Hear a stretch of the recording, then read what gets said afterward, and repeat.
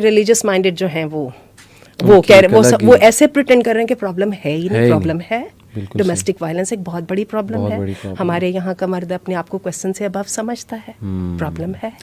Do you think कि ये एक ग्लोबल इशू है कि मर्द कभी कभी औरत को इस नज़र से देखता है कि ये डिसीजन मेकिंग में, या एक औरत लीडरशिप में नहीं आ सकती, या एक औरत जो है वो उसका व्यू मैटर नहीं करता? ये ग्लोबली मर्दों की सोच है या हमारे माशरे में, मतलब इनसिक्योरिटी, एक एजुकेटेड औरत की आपने बात की, एजुकेटेड औरत से इनसिक्योर होना, इंटेलिजेंट औरत, या कहते हैं ना कि बहुत बोलती हैं, वो मुराद ही होती है ज़हीन औरत है, तो ये इश्यूज़ ग्लोबली हैं या हमारे यहाँ ज़्यादा की? माशाल्लाह, देखिए इसको हमें समझना पड़ेगा, ये ग्लोबल इश्यूज़ है।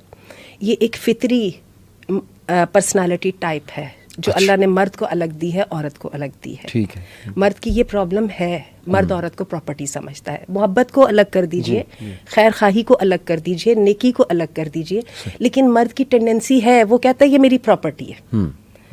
अल्लाह ताला ने, मैं ये समझती हूँ कि अगर हमारे दीन में किसी आयत को रेवोल्यूशनरी कहा जा सकता है इस फेमिनिस्टिक माइंडसेट में, तो वो वाली आयत है जिसमें अल्लाह ताला फरमाते हैं या अय्युहल्लज़ीना आमनू ला यहिल्लु लकुम अन तरिथुन निसा करहा, तुम्हारे लिए जायज़ नहीं औरतों के ज़बरदस्ती के वारिस बन बैठो। ट्रीट देम एज इक्वल्स, सही सही, एज इंडिविजुअल्स।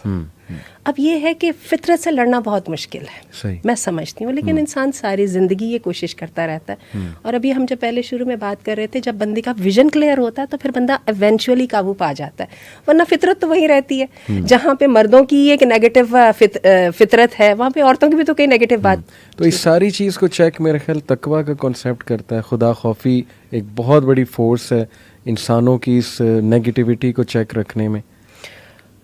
तकवा तो सबसे बड़ी फोर्स है, लेकिन मैं आपको बताऊं, हमारे दीन ने हमें सिर्फ तकवा पे नहीं छोड़ा।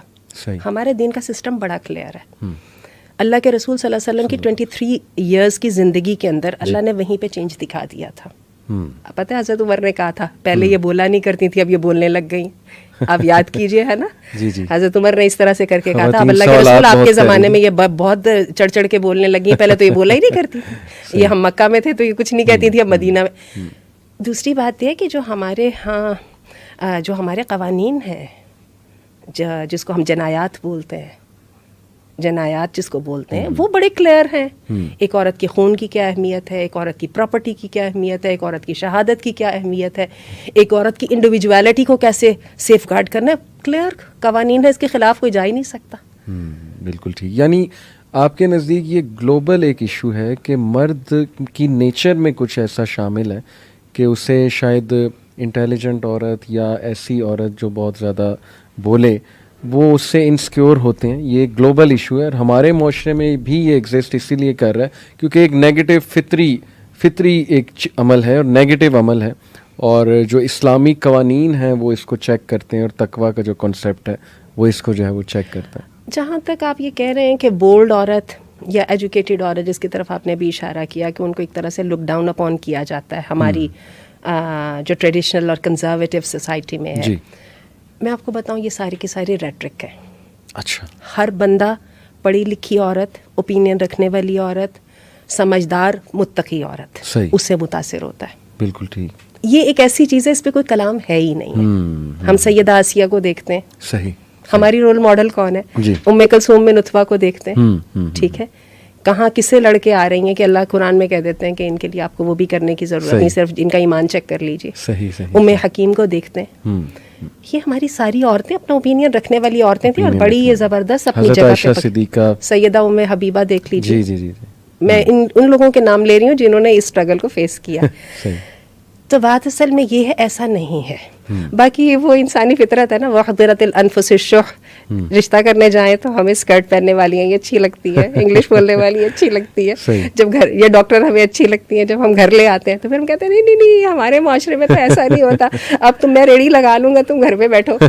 या फिर वो कहते थे इंग्लिश ना बोलना बिल्कुल भी, या ये स्कर्ट तुमने क्या पहन लिया, हमारा तो ये पहनावा ही नहीं है। बिल्कुल सही। तो ये तो एक मुनाफकत है जो इंसान के साथ साथ चलती है। बिल्कुल ठीक। इसके लिए मुस्तकिल स्ट्रगल करनी।